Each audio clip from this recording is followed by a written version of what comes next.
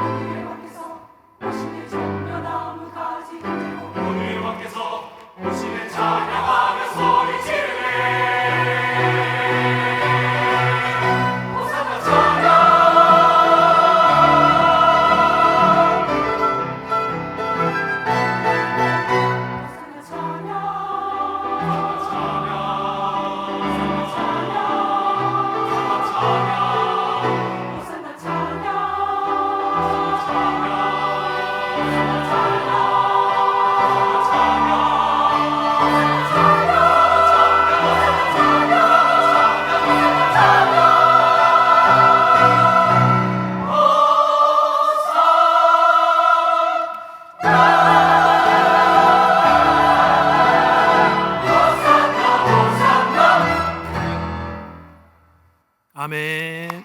하나님께 박수 올려드립시다.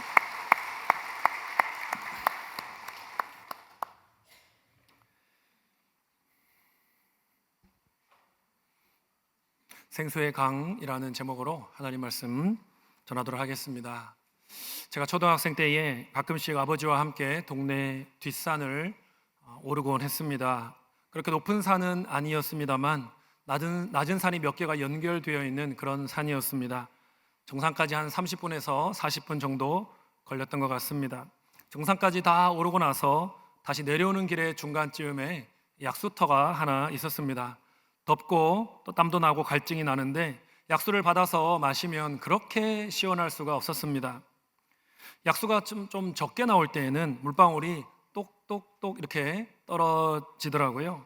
비가 오고 난 다음에는 좀 많이 나오지만은 또 가물면은 많이 안 나오지 않습니까? 그래서 제법 오랫동안 바가지를 받치고 있어야지 이제 바가지가 차게 됩니다.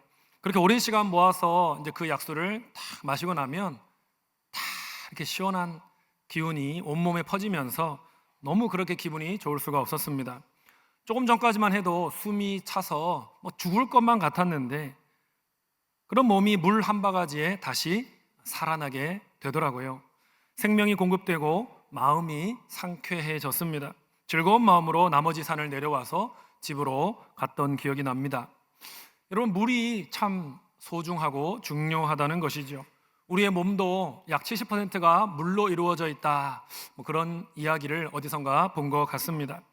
사람들이 금식 기도를 하게 되더라도 다른 음식을 다 먹지 않지만 물은 그래도 섭취하지 않습니까?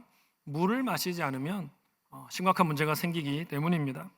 우리가 첨단 기술과 과학이 발전되어 있는 21세기를 산다고 하지만 여전히 비가 중요하지 않습니까? 강수량에 따라서 농업에도 영향을 줄 뿐만 아니라 다른 각종 산업에도 여전히 이 강수량이 중요한 역할을 합니다. 하나의 강줄기를 둘러싸고 여러 나라들이 다투고 심지어 갈등을 겪고 전쟁을 하기까지 합니다. 물은 참 그렇게 중요하다는 것입니다. 예나 지금이나 한 사람에게나 한 국가에게나 생존을 위해서, 발전을 위해서, 힘을 갖기 위해서 너무나 중요한 존재라는 것입니다. 본문에 예수님께서도 이 물이라고 하는 도구를 사용하셔서 중요한 진리를 전하고자 하십니다. 요한복음 4장에서 이미 우리는 예수님께서 사마리아 성 수가성에 있는 그 지내는 여인을 만나셔서 그에게 하신 말씀을 우리는 살펴보았습니다. 생수의 비유를 통해서 자신의 구원 사역을 말씀하시는 것을 이미 우리가 살펴보았지요. 오늘 본문에서도 예수님은요, 물과 관련해서 특별히 초막절의 물 예식과 관련한 비유를 통해 자기의 정체성과 사역을 소개하시는 것을 볼 수 있습니다. 오늘 말씀을 통해서 우리 안에 생수의 강이 흘러나오게 하겠다 말씀하셨던 그 예수님의 말씀의 의미를 묵상하려고 합니다. 우리의 몸이 살기 위해서 물이 필요한 것처럼 우리의 영혼이 살기 위해서는 생수이신 삼일체 하나님이 우리에게 필요합니다. 주님께서 약속하신 그 생수의 강이 어떻게 우리 영혼에 풍성히 흐를 수 있는지, 그 생수의 강을 어떻게 우리가 누리며 살 수 있는지 오늘 말씀을 통해서 우리가 분명히 깨닫고 확신하게 되기를 간절히 소망합니다. 첫 번째로 생수이신 예수님께 나아가서 마시시기를 바랍니다. 본문의 배경은 초막절 절기다라고 되어 있습니다. 여러분, 초막절은요 6월절과 오순절과 함께 이스라엘의 3대 절기입니다. 초막절은 다른 이름이 있습니다. 장막절이라고도 불리고요, 또 수장절이라고도 불립니다. 이름은 다르지만 다 같은 절기를 말하는 것입니다. 7일 동안 집에서 자지 않고 지붕 위나 길거리에 초막을 짓고서 거기에서 지내는 절기입니다. 초막절과 장막절이라고 하는 이름은요, 이스라엘의 조상들이 40년간 광야에서 장막을 치며 거기 안에서 지냈기 때문에 그것을 기념하기 때문에 장막절이라 하는 것입니다. 그것을 기념하는데 똑같은 텐트를 짓는 것이 아니고 풀과 나무로 지은 초막 안에 거합니다. 그렇기 때문에 또 초막절이다라고 부르는 것이죠. 수장절이라고 부르는 이유는 추수한 곡식을 창고에 저장하면서 하나님께 정말 은혜를 베풀어 주셔서 감사합니다, 그렇게 하나님께 감사를 표하는 절기이기 때문에 또 수장절, 추수한 것을 거두어 저장하는 절기다, 수장절, 이렇게 부르는 것입니다. 유대인들이 그렇게 초막절을 열심히 지켰습니다. 그런데 그 명절 때 빠지지 않는 예식이 하나가 있었는데 바로 신성한 물의 예식이었습니다. 제사장들이 양의 뿔로 만든 나팔을 불면서 성전에서 출발을 합니다. 예루살렘 성문 중에 수문, 물의 문이라고 하는 곳을 통과해서 실로암 못까지 행진해 갔던 것이죠. 제사장들이 실로암 못에 있는 물을 금 주전자에 담았습니다. 그리고 다시 행진하는 무리가 나팔 소리를 내면서 성전으로 다시 행진하는 거죠. 성전에 돌아와서는 제단 옆에 있는 큰 항아리가 있는데 거기에 물을 붓는 의식을 거행했던 겁니다. 여러분, 이 의식은 무엇을 의미하는 것이었을까요? 광야에서 하나님이 그들의 조상들에게 물을 공급해 주신 것을 감사하며 기념했던 것입니다. 또한 초막절의 물 의식은요, 추수가 끝난 후에 그동안에 물을 공급해 주신 하나님께 감사의 제사를 드리고, 또 앞으로 하나님께서 앞으로도 물을 잘 공급해 주셔서 우리가 풍성한 수확을 얻게 해 주십시오, 그렇게 간구하는 행위였던 것이죠. 초막절이 되었을 때 예수님은 이렇게 물의 의식과 연결지어 외치셨습니다. 뭐라고 외치셨습니까? 37절 같이 읽어봅시다. 시작. 명절 끝날 곧 큰 날에 예수께서 서서 외쳐 이르시되 누구든지 목마르거든 내게로 와서 마시라. 하필 물의 의식으로 유명한 초막절에 예수님이 이 말씀을 하셨습니다. 어떤 의도셨을까요? 제사장이 제단 옆에 부은 그 물이 바로 나를 가리키는 것이다, 그런 의도로 말씀하신 것이죠.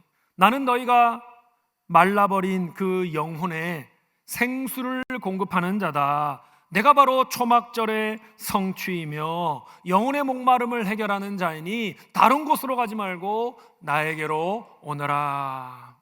예수님은 그런 의미의 말씀을 하신 겁니다. 초막절만이 아니라 이스라엘의 모든 절기가 사실은 예수님에 대해 미리 보여주는 그림자인 것이죠. 이스라엘 백성들이 어렴풋하게 보았던 것의 그 실체가 바로 예수 그리스도신 것입니다. 예수님은 다시 목마르게 하는 터진 웅덩이 같은 세상의 물을 마시지 말라고 말씀하십니다. 생수의 근원인 나에게 나와서 마셔라 당부하시는 거죠. 과거 구약시대에 하나님께서 광야와 가나안 땅에 거하던 이스라엘에게 물을 공급해 주셨다면, 이제는 누가 광야 같은 세상을 사는 성도들에게 그들의 필요를 채워주십니까? 바로 예수 그리스도께서 광야 같은 세상을 사는 모든 성도들의, 신약교회 성도들의 그 필요를 채워주신다라는 약속의 말씀인 거죠. 예수님 당시에 이스라엘 사람들은 다양한 면에서 물을 갈망하고 있었습니다. 어떤 사람들은 로마로부터의 해방이라고 하는 물을 갈망했습니다. 어떤 사람들은 타락한 유대 종교의 개혁이라고 하는 물을 갈망했습니다. 어떤 사람은 자기 인생의 무게가 너무 무거워서 이것을 이겨낼 수 있는 물을 누가 주면 좋겠다 생각을 했을 겁니다. 그런 다양한 갈증과 갈망을 가지고 있는 사람들 앞에서 예수님이 외치셨던 것이죠. 누구든지 목마르거든 내게로 와서 마시라. 예수님은 다양한 갈증과 갈망을 품은 사람들을 자기 자신에게로 초대하셨던 것입니다. 누구든지 목마르거든 이라고 하셨습니다. 여러분 잘 살펴보십시오. 누구든지 완전히 의롭거든 이라고 하지 않으셨습니다. 누구든지 품 있게 사는 사람은 이라고 하지 않으셨습니다. 그저 누구든지 목마르거든 이라고 말씀하셨습니다.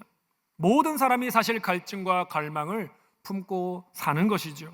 그런데 그것을 깨닫고 인정하는 사람은 예수께 나아가면 된다라는 말씀인 겁니다. 예수님은 사람을 차별하지 않고 초청해 주시는 거죠.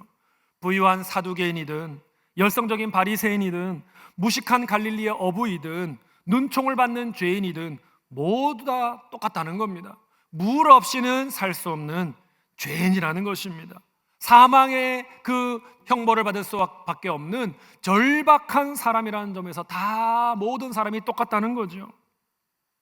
누구든지 예수님께 나와야만 그 갈증을 해결할 수 있고 진정한 구원을 얻을 수가 있는 겁니다. 그 예수님께 나올 수 있는 조건은 하나밖에 없습니다. 나에게는 고통스럽고 해결되지 않은 결핍이 있습니다. 이 결핍을 해결해 주십시오. 주님께 겸손하게 인정하며 나아가면 되는 것입니다. 사랑하는 여러분, 우리의 영혼의 갈증을 세상에서 해결하려고 하시는 분은 없습니까? 여러분, 그렇게 하는 것은요 마치 고사성어 중에서 연목구어 하는 것과 같습니다. 무슨 뜻입니까? 나무 위에 올라가서 물고기를 구한다. 연목구어. 얼마나 어리석은 행동입니까? 당시 이스라엘 백성들만 아니라 오늘날의 사람들도 연목구어하고 있는 겁니다. 자기의 욕구를 충족시킴으로써 입신양명을 함으로써 물질적인 풍요를 얻음으로써 그것을 생수라고 여기면서 이것이 나의 타는 목마름을 해결해 줄 수 있을 거야 생각한다는 거죠. 하지만 여러분, 그곳에는요 우리의 영혼을 살릴 수 있는 물이 존재하지 않습니다. 우리의 근원적인 목마름을 해결할 수 있는 분은요, 초막절의 성취가 되시는 분, 생수의 근원이 되시는 분, 예수 그리스도 한 분밖에 없음을 믿으시기를 바랍니다. 그러므로 생명 없는 세상에서 생수를 얻으려고 하는 모든 헛된 수고를 중단하시기를 바랍니다. 내 영혼의 결핍을 겸손히 인정하시고 누구든지 목마르거든 내게로 와서 마시라, 우리를 초청하시는 예수님께 주저하지 말고 나아가셔서 그분이 주시는 영원한 생수를 통해 해갈되시고 채워질 수 있기를 간절히 바랍니다. 두 번째로, 내 안에 생수의 강이 흘러 넘치게 하시기를 바랍니다. 여러분, 고대의 대부분의 도시들은요, 어디에 지어졌을까요? 대부분 바닷가나 아니면 강변에 지어졌습니다. 강을 끼고 도시가 지어지는 것이 가장 이상적이기 때문이죠. 우리도 서울, 울산, 대구 강을 끼고 있지 않습니까? 그런데 여러분, 강이 없는 메마른 산 위에 지어진 도시가 있습니다. 바로 예루살렘입니다. 여러분, 예루살렘은 강이 흐르지 않습니다. 그러므로 어디에서 그 물을 얻을 수 있습니까? 예루살렘은 어떤 물에 의존하는 도시입니까? 두 가지입니다. 하늘에서 내려오는 비를 의지하는 것이죠. 비가 내리면 그 물을 저장하는 것이죠. 그리고 성 밖에 있는 기혼샘이라는 샘이 있었습니다. 그 샘물이 예루살렘 성 안으로 들어올 수 있도록 이스라엘의 왕이 공사를 해서 그 물을 의지하며 살았던 것이죠. 그런데 그런 예루살렘을 보면서 선지자들이 꿈을 꾼 것입니다. 환상을 보았던 것입니다. 마지막 날이 되면 이 메마른 산에 지어진 예루살렘이지만 놀라운 일이 일어날 거다 예언을 했던 것입니다. 특별히 스가랴 14장은요, 예루살렘에서 생수가 펑펑펑 솟아날 것이다. 그래서 그 물이 동쪽으로 한쪽으로 흐르고 절반은 동쪽으로 흐르고 절반은 서쪽으로 흘러가는 그런 놀라운 일들이 일어나게 될 거다 예언을 했던 겁니다. 에스겔 47장은 더 생생합니다. 성전, 예루살렘 성전 문지방 밑에서 물이 흘러나오는 환상을 그가 보게 되지요. 그 물이 발목까지 찹니다. 무릎까지 찹니다. 결국 허리까지 차오르더니 강이 되어 흘러갑니다. 성전에서 흘러나온 물이 강을 이뤄서 강 좌우에는요, 나무가 푸르게 왕성하게 자라나는 모습을 보게 되는 거죠. 이 물이 아라바까지 내려갑니다. 그리고 사해 호수에까지 이르게 되는데, 여러분, 사해는 본래 생명체가 자랄 수 없는 그런 물 아닙니까? 사해 자체가, 이름 자체가 죽을 사해, 바다해, 영어로도 데드씨, 생명이 자랄 수 없는데 이 성전에서 흘러나오는 물이 지나는 곳마다 생명체가 살아나더라는 겁니다. 열매가 맺히고 약이 되는 잎사귀가 맺히고 물고기가 많아지고 모든 생명체가 살아나는 역사가 일어난 것입니다. 에스겔은 성전에서 흘러나오는 물이 죽음의 음침한 곳으로 들어가 생명이 풍성한 곳으로 변화시키는 새 창조의 날을 본 것이죠. 이스라엘 백성은요, 그 스가랴 선지자와 에스겔 선지자가 꿈으로 비전으로 보았던 그 예루살렘의 모습을 기대했던 겁니다. 예루살렘 성전에서 나오는 생수가 온 우주를 회복하는 날이 올 것이다 소망하며 기대하며 살고 있었던 것입니다. 그런데 예수님께서 선지자들이 꿈꾸었던 그 환상에 대해서 뭐라고 얘기하시는 겁니까? 너희가 기대하고 있는 그 생수가 흘러나오는 예루살렘 성전, 이 예언과 이 환상은 물리적인 건물로서의 성전으로 성취되는 게 아니다. 뭐라고 하십니까? 바로 참 성전인 나를 통해서 성취되는 것이다. 그렇게 담대하게 선언하신 거죠. 38절과 39절 말씀을 같이 읽어보겠습니다. 나를 믿는 자는 성경의 이름과 같이 그 배에서 생수의 강이 흘러나오리라 하시니, 이는 그를 믿는 자들이 받을 성령을 가리켜 말씀하신 것이라.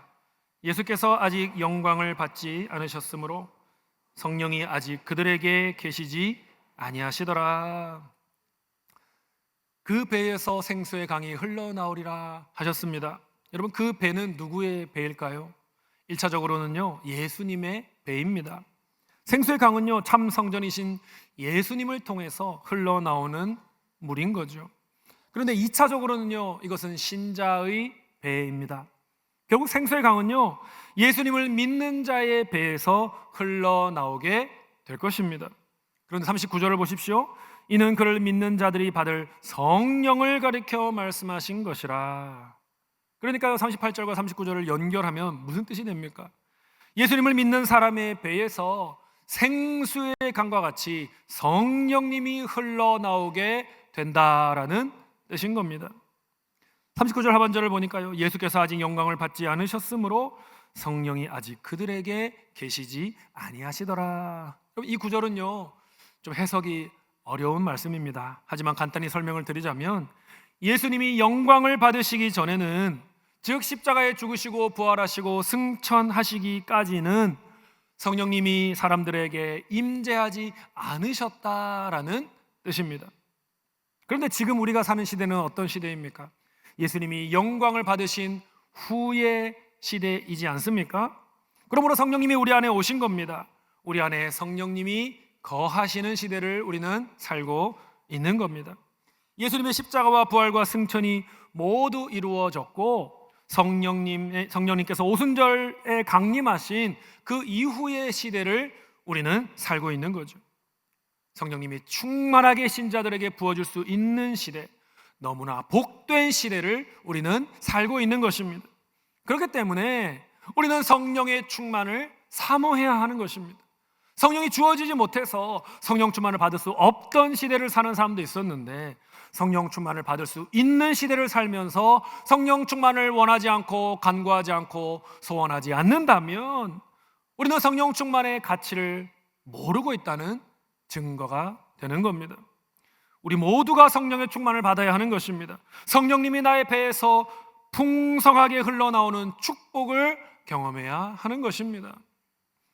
여러분, 성령님이 신자의 배에서 흘러나오리라 하신 말씀을 좀 더 들여다보겠습니다. 여기서 배라고 하는 단어는요, 헬라어로 코일리아라고 하는 단어입니다. 창자를 뜻하고요, 깊은 내면을 뜻하는 것입니다. 심지어 마음과 심령까지 뜻할 수 있습니다. 그러니까 코일리아는요, 지성과 감정과 욕구와 의지가 자리 잡고 있는 인간 내면의 핵심을 뜻하는 표현인 거죠. 우리 존재의 가장 근본적인 중심에서 성령님이 생수의 강처럼 흘러나오게 된다는 말씀입니다. 여러분, 동의가 되십니까? 어떤 분은 동의가 안 되실 것 같아요. 목사님, 우리같이 흠이 많고 정결치 못한 심령에서 어떻게 성령님이 강물같이 솟아날 수 있습니까? 또 막 흘러갈 수가 있습니까? 잘 동의가 안 될 수 있습니다. 어떻게 이런 일이 가능합니까? 여러분, 잘 믿기지 않으시죠? 그러나 여러분, 우리의 능력으로는 되지 않지만 하나님의 능력으로는 가능하다는 것을 믿으시기를 바랍니다. 하나님의 성령을 우리 안에 부어주시면요, 우리 안에 성령님께서 흘러 넘칠 수가 있습니다. 여러분, 예수님이 십자가에 죽으시고 부활하신 지 사흘 만에 부활하셨고, 이미 예수님 부활이 이루어졌는데도 예수님의 제자들은 어떻게 하고 있었습니까? 두려워 떨고 있었지요. 로마 군인들에게 잡혀갈까봐, 성전 제사장들과 군사들에게 잡혀갈까봐 한 집에 모여 숨어 있지 않았습니까? 그런 제자들에게 예수님이 나타나신 거죠. 그리고 어떻게 하셨습니까? 그들에게 숨을 내쉬셨습니다. 그러면서 뭐라고 얘기하셨습니까? 성령을 받으라 선포하셨던 겁니다. 여러분, 이 말씀은요, 창세기를 떠올리게 합니다. 하나님께서 최초의 사람 아담을 흙으로 빚으셨죠. 흙으로 빚으신 후에 어떻게 하셨습니까? 그의 코에 생기를 불어 넣으셨지요. 하나님이 숨을 불어 넣으시자 아담이 생명이 되었다, living creature가 되었다, 살아있는 존재가 되었다라고 말씀하고 있습니다. 여러분, 이 숨을 통해 사람을 만드신 것이 첫 번째 창조인 것입니다. 그런데 아담이 어떻게 됐습니까? 교만했지요. 범죄했지요. 하나님께 반역을 일으켰지요. 그는 실패한 인생이 되었습니다. 그래서 둘째 아담이신 예수님이 오신 거지요. 사람의 몸을 입고 오신 겁니다.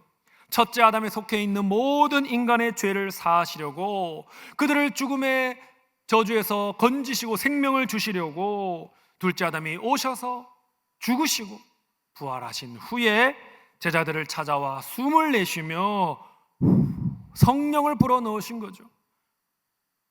첫째 아담에게 숨을 불어넣으신 것이 첫 번째 창조라면, 예수님이 오셔서 제자들에게 숨을 불어넣으신 것은 새로운 창조라고 할 수가 있는 것입니다.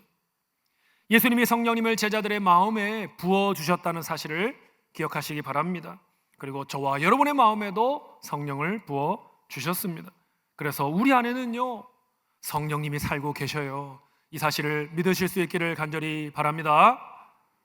어떤 분은 그렇게 얘기할 겁니다. 목사님, 제가 저를 아는데요, 내 삶을 보면요, 내 안에 성령님이 계신다라고 전혀 느껴지지 않습니다. 혹시 그렇게 말씀하신 분이 계실지 모르겠습니다. 그런데 여러분, 그것은 여러분의 느낌입니다. 여러분, 느낌이 중요한 것이 아니라 더 중요한 것은요, 바로 하나님의 약속의 말씀입니다. 하나님의 선언입니다. 하나님의 약속의 말씀은요, 천지가 없어져도 변하지 않는다 하신 말씀을 기억하시기를 바랍니다. 우리가 예수님을 구주로 고백하고 진심으로 영접하면요, 성령님이 우리 안에 들어오시는 겁니다. 그리고 우리의 내면이 새로워진다는 것을 믿으실 수 있기를 바랍니다. 그래서 성령님이 내주하시는 거예요. 여러분, 우리는 성령을 모시고 사는 성령의 전인 겁니다. 템플인 겁니다. 그래서 여러분, 성령의 내주하심은 우리 모든 그리스도인들에게 있는데요, 성령의 충만함은요, 모든 그리스도인에게 있는 것은 아니에요. 내주는 모든 사람에게 있지만 충만은요, 소원해야 되고 간구해야 되고 하나님 앞에 기도해야 되고 정말로 순종하면서 애써야 얻을 수 있는 것이 성령의 충만인 것입니다. 성령님이 내주하시는 것을 넘어서 우리는 성령의 충만을 사모하고 그 충만을 이루어야 할 줄로 믿습니다. 그래서 여러분, 성령으로 충만해야 되는 거예요. 성령으로 충만하면 어떻게 해야 됩니까? 성령님께 순종해야 하는 것입니다. 성령님께 순종하면요, 우리는 충만하게 성령의 역사를 경험할 수가 있는 것이죠.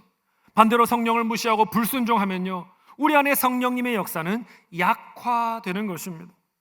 성령님을 존중할 때, 성령님을 순종할 때에 성령님의 능력이 내 안에 넘치고 흐르게 되는 겁니다. 나라는 존재를 뛰어넘어서 내 주변의 어둠의 땅으로, 죽음의 땅으로, 생명 없는 땅으로 흘러 들어가서 죽어가는 것들을 살려내는 역사가 일어나게 되는 것입니다. 우리는 그런 능력이 없지만 우리 안에 성령이 계심으로 그 성령이 충만하게 역사하시고 그 성령이 넘쳐 흐르게 되면 그러한 역사가 우리를 통해 일어나는 것이 가능하다는 것을 믿으실 수 있기를 바랍니다. 세상 사람들은 다르게 얘기합니다. 아니, 가진 게 있어야 흘러 넘치지, 가진 게 있어야 나누어 주지, 지식이 많아야, 건강이 많아야, 물질이 많아야 그것이 없는 사람들에게 흘려보내지라고 말합니다. 하지만 여러분, 그렇지 않습니다. 진짜로 주변을 살려내는 사람들은요, 흘러넘치는 재물과 지식과 건강을 소유한 사람이 아니라는 거예요. 어떤 사람들이 살려냅니까? 오히려 예수님의 임재와 성령을 소유한 사람들이 주변을 살려낸다는 것입니다. 그런 사람들을 통해 이 땅에 하나님의 나라가 임하게 되는 겁니다. 산들은 평지가 되는 겁니다. 골짜기는 메워지는 것입니다. 공의와 사랑이 실현되는 것입니다. 영혼이 구원받고 제자가 길러지고 교회가 세워지는 것입니다. 성령이 흘러넘치는 사람에게 지식이 있을 때에 주변을 깨우게 되는 거죠. 그에게 건강이 있을 때 주변을 섬기게 되는 거죠. 그에게 재물이 있을 때 주변을 먹이게 되는 것입니다. 성령님이 흘러넘치는 사람을 통해서 하나님은 우울증을 떠나가게 하시고 알코올 중독을 떠나가게 하시고 자살 충동을 떠나가게 하시고 끝없이 비교하는 열등감을 떠나가게 하신다는 것을 여러분 믿으실 수 있기를 축복합니다. 또한 성령님의 충만함과 흘러넘침이 있을 때에 자기 자신과 주변 사람들이 예수 그리스도에 대해서 확고한 믿음을 갖게 되는 것입니다. 성령이 충만하여 넘쳐 흐를 때에 2000년 전에 33살의 청년 예수가 단지 인간이 아니었고 단지 훌륭한 선생이 아니었고 그가 하나님의 아들이셨고 하나님의 본체이심을 믿을 수 있게 되는 것입니다. 여러분, 이것은 공부로 되는 것이 아닙니다. 여러분, 이것은 신비한 체험으로 되는 것이 아닙니다. 이것은요, 성령님의 역사로만 가능한 겁니다. 교회를 오래 다니셨고 모태신앙이지만 예수님과의 인격적인 만남과 교제가 없는 분이 혹시 있습니까? 그렇다면 오늘 생수의 강처럼 부어지는 성령님을 통해서 예수 그리스도께서 나의 주님이시고 나의 하나님이십니다 라고 진실하게 고백하게 되는 계기가 되시기를 간절히 축복합니다. 사랑하는 여러분, 성령 충만을 사모하십시오. 성령의 내주로 만족하지 마시고 성령님께 더 순종하고 더 그분을 사랑하고 따름으로 성령 충만을 경험하게 되시기를 간절히 바랍니다. 자, 그렇다면 성령 충만한 사람의 모습은 무엇입니까? 성령님의 흘러 넘침은 어떻게 나타납니까? 주여 주여 많이 외치는 사람입니까? 할렐루야 할렐루야 입에 달고 다니는 사람입니까? 방언과 예언을 하는 것입니까? 병을 고치고 기적을 행하는 것입니까? 그게 성령 충만입니까? 아니라는 거예요. 성령 충만한 사람은요, 예수님을 가장 사랑하는 사람입니다. 성령 충만한 사람은요, 예수님의 성품을 닮은 사람이 되는 것임을 믿으시기를 바랍니다. 성령의 9가지 열매를 나타내는 거예요. 사랑과 희락과 화평과 오래 참음과 자비와 양선과 충성과 온유와 절제를 삶 속에서 드러내 보이는 사람, 그 성령의 9가지 열매를 말과 행동과 표정과 그의 생각을 통해 드러내 보이는 사람, 그가 성령 충만한 사람인 거지요.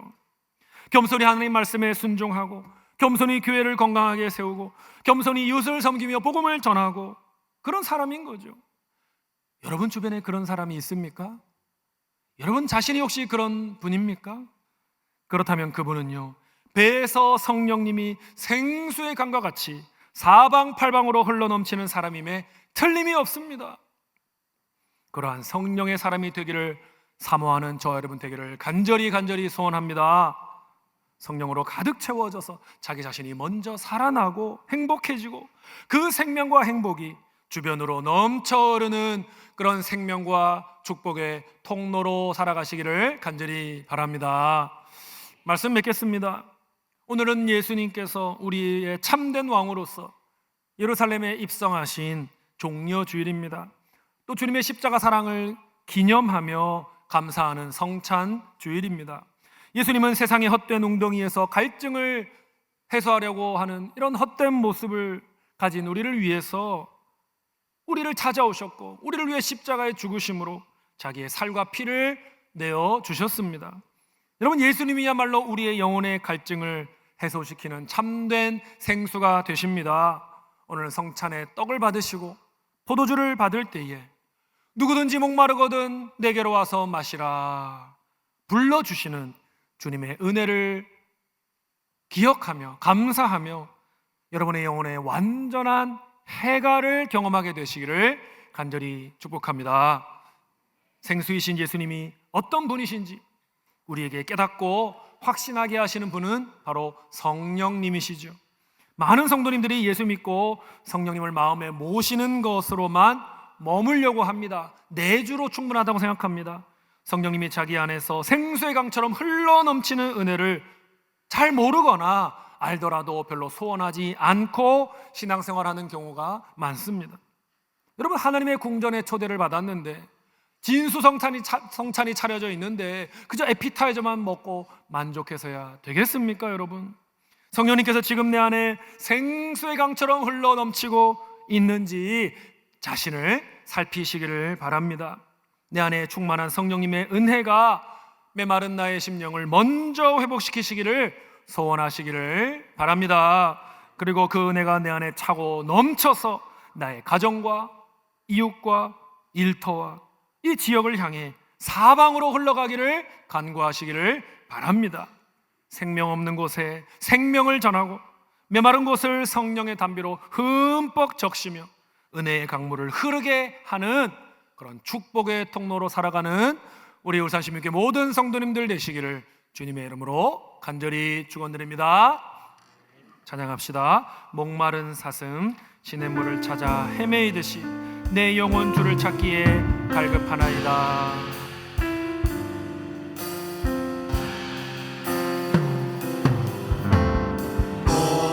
목마른 사슴 찾아 내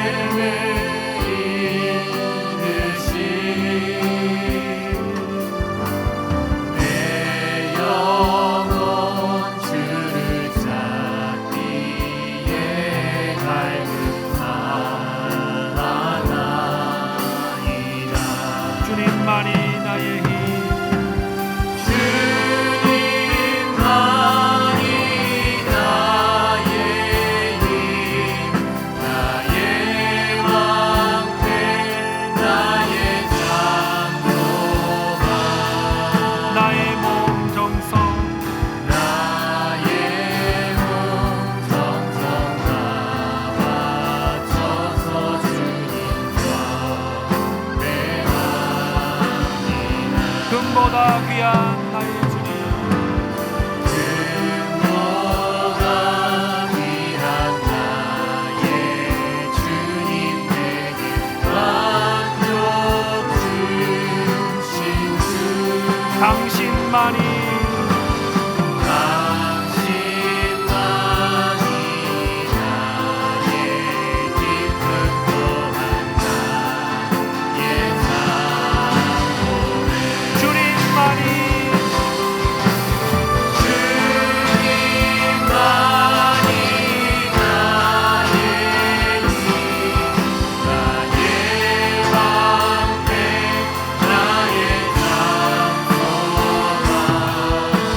나의 몸 정성, 나의 몸 정성 다 바쳐서 주님과 매합니다.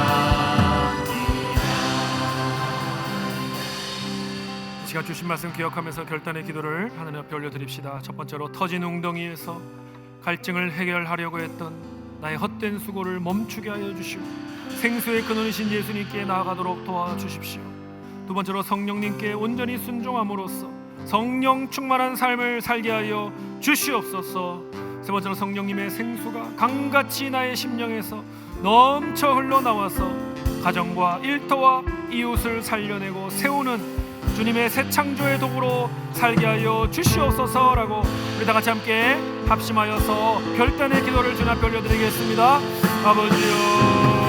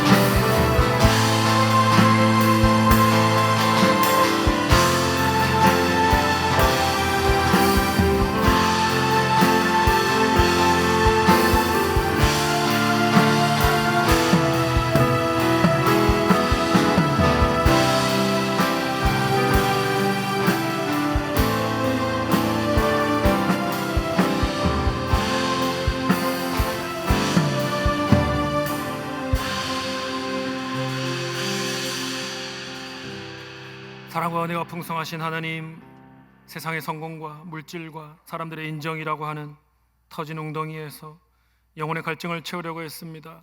이제는 세상 가운데, 생명이 없는 세상 가운데 더 이상 그곳에서 내가 필요한 물을 얻으려고 하는 헛된 수고를 멈추도록 도와주시옵소서. 누구든지 목마르거든 내게로 와서 마시라. 우리를 간곡히 부르시는 주님 앞에 굴복하며 주의 음성에 응답하며 내 안의 결핍을 주님을 통해서만 채울 수 있다는 것을 인정하며 목마른 사슴이 되어 주 앞에 나아가오니 주여, 주님 주시는 영원한 생수로 우리의 심령을 가득 채워 주시옵소서. 주님, 우리 안에 찾아오사 거하게 하신 성령님, 우리가 그분을 모시고 있다는 것만으로 만족하지 않도록 도와주시고 성령님을 존중하며 순종함으로써 성령의 충만을 경험하고 성령님이 생수의 강처럼 솟아나고 흘러넘치는 놀라운 은혜를 경험할 수 있도록 도와주시옵소서.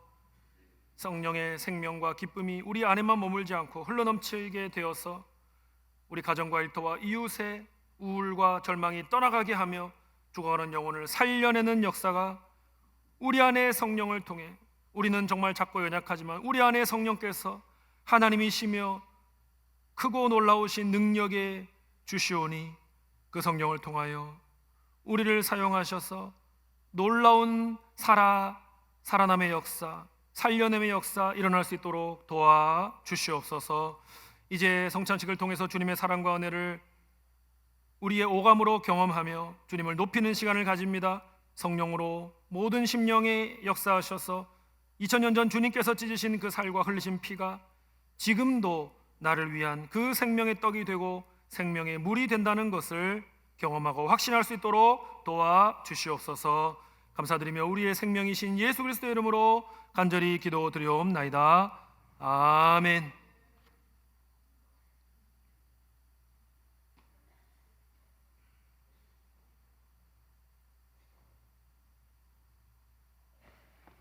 저는 이 시간 예수님을 나의 구주, 나의 하나님으로 고백하고 세례를 받아 하나님의 자녀가 된 모든 성도님들을 주님의 은혜의 식탁으로 초대합니다.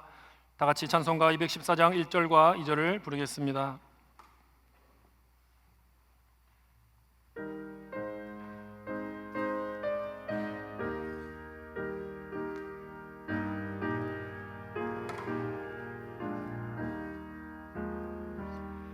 나 주의 도움 받고자 주 예수님께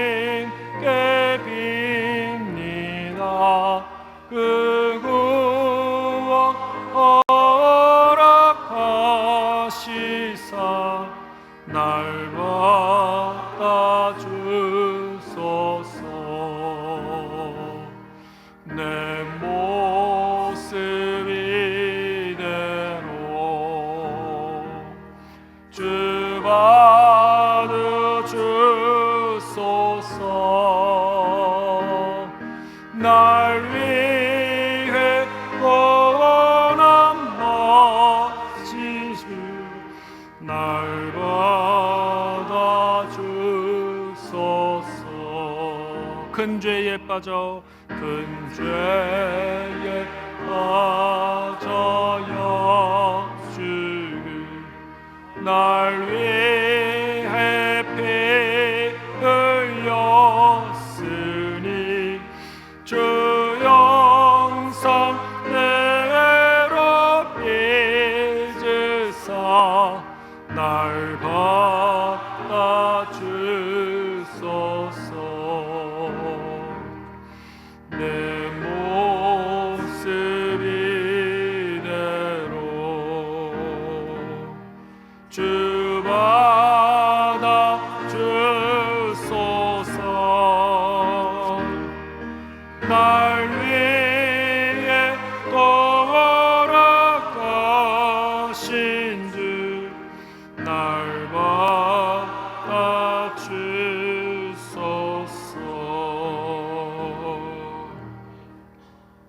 제정의 말씀을 읽어드립니다. 내가 너희에게 전한 것은 주께 받은 것이니 곧 주 예수께서 잡히시던 밤에 떡을 가지사 축사하시고 떼어 이르시되 이것은 너희를 위하는 내 몸이니 이것을 행하여 나를 기념하라 하시고 식후에 또한 그와 같이 잔을 가지시고 이르시되 이 잔은 내 피로 세운 새 언약이니 이것을 행하여 마실 때마다 나를 기념하라 하셨으니 너희가 이 떡을 먹으며 이 잔을 마실 때마다 주의 죽으심을 그가 오실 때까지 전하는 것이니라.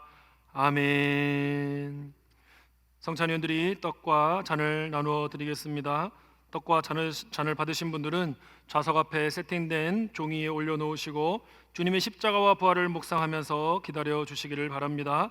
이후에 함께 떡을 먹고 함께 잔을 마시겠습니다. 세례받고 입교하신 분만 받으시기를 바랍니다.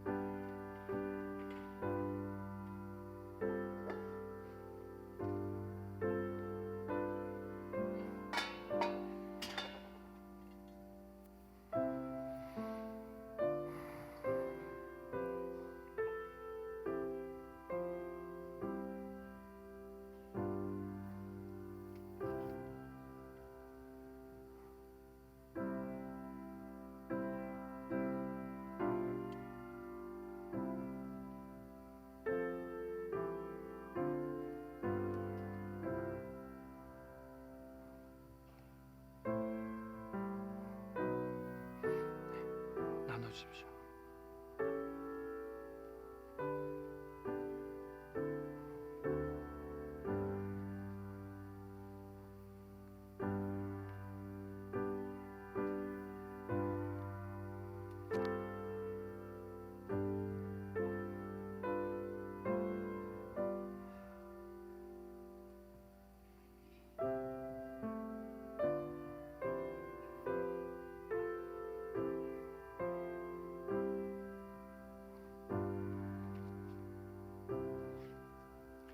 내가 그리스도와 함께 십자가에 못 박혔나니 그런즉 이제는 내가 사는 것이 아니요 오직 내 안에 그리스도께서 사시는 것이라. 이제 내가 육체 가운데 사는 것은 나를 사랑하사 나를 위하여 자기 자신을 버리신 하나님의 아들을 믿는 믿음 안에서 사는 것이라. 아멘. 우리가 아직 죄인 되었을 때에 그리스도께서 우리를 위하여 죽으심으로 하나님께서 우리에 대한 자기의 사랑을 확증하셨느니라. 아멘.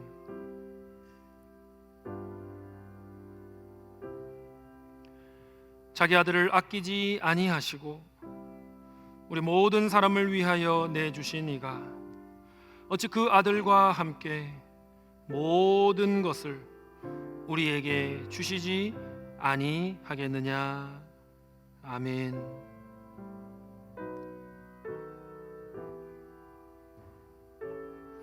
인자가 온 것은 섬김을 받으려 함이 아니라 도리어 섬기려 하고 자기 목숨을 많은 사람의 대속물로 주려 함이니라. 아멘. 수고하고 무거운 짐진 자들아 다 내게로 오라. 내가 너희를 쉬게 하리라. 나는 마음이 온유하고 겸손하니 나의 멍에를 베고 내게 배우라. 그리하면 너희 마음이 쉼을 얻으리니 이는 내 멍에는 쉽고 내 짐은 가벼움이라 하시니라. 아멘. 혹시 잔과 떡을 받지 못하신 분은 손을 들어 펴주시기 바랍니다. 아직 받지 못하신 분 손을 들어 펴주시면 가져다 드리도록 하겠습니다. 사청은 다 받으셨습니까? 아직 받지 못하신 분은 손을 들어 표해 주시기를 바랍니다.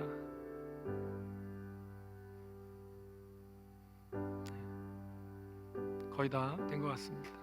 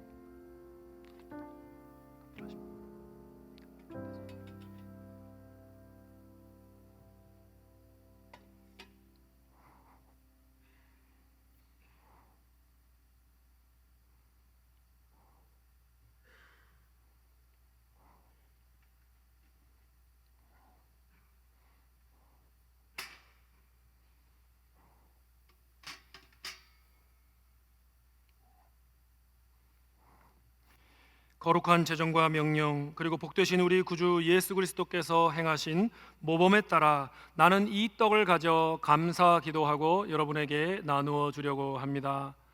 우리의 주님 예수 그리스도께서 저와 여러분을 위해 이렇게 살이 찢기셨습니다. 이 떡을 받아 먹을 때에 이 떡이 떼어진 것처럼 예수님이 자기의 몸을 우리를 위해 떼어 주심으로 예수님이 나를 위해 죄사함과 영생과 구원과 화평과 천국을 주셨다는 것을 확신하시기를 바랍니다. 그래서 더 이상 나 자신을 위해 살지 않고 나를 위해 자기 몸을 버리신 하나님의 아들 예수를 위해 살겠다고 결단하시기를 바랍니다. 떡을 먹겠습니다.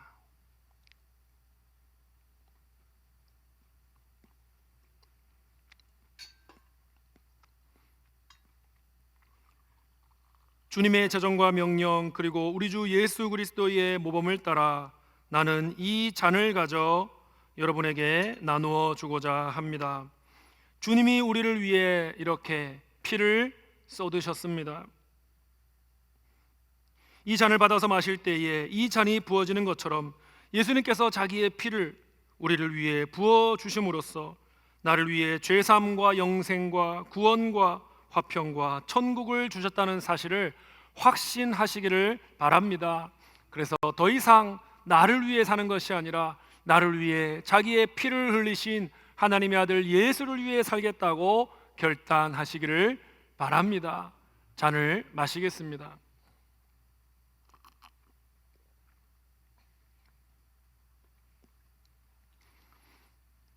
주님의 살과 피, 우리를 향한 구원의 은혜를 묵상하면서 1분간 조용히 기도하겠습니다.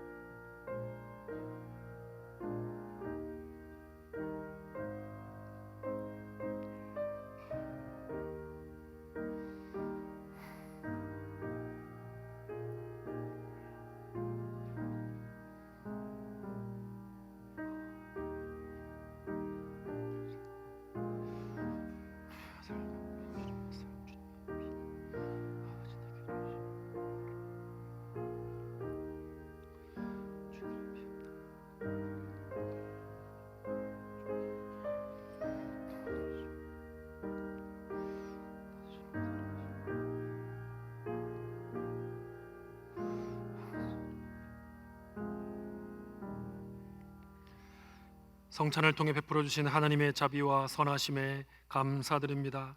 우리의 삶이 연약하고 부족하오나 성령님의 도우심을 힘입어 주께서 우리를 위해 찢기신 살과 흘리신 피에 합당한 거룩한 삶을 살 수 있도록 도와주시옵소서.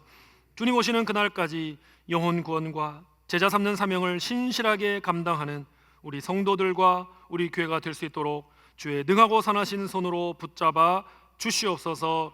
더 이상 내가 주인으로 착각하며 살지 않도록 도와주시고 나는 주인이신 우리 예수 그리스도의 종이라는 사실을 기억하며 주님의 다스리심과 돌보심과 책임져 주심을 믿고 살아가도록 도와주시옵소서. 감사드리며 우리를 사랑하시는 구주 예수님의 이름으로 기도드립니다. 아멘. 214장 3절과 4절을 부릅니다.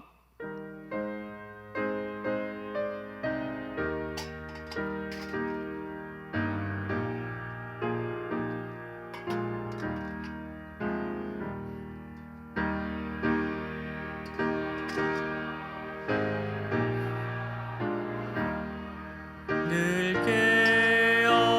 깨어지기 쉬우나 주 이름으로 구원해 날 받아주소서. 내 모습 이대로 주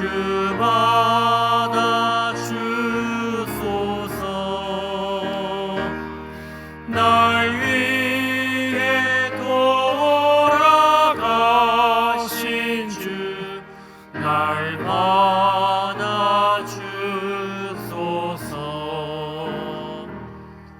내 주님 서신 발 앞에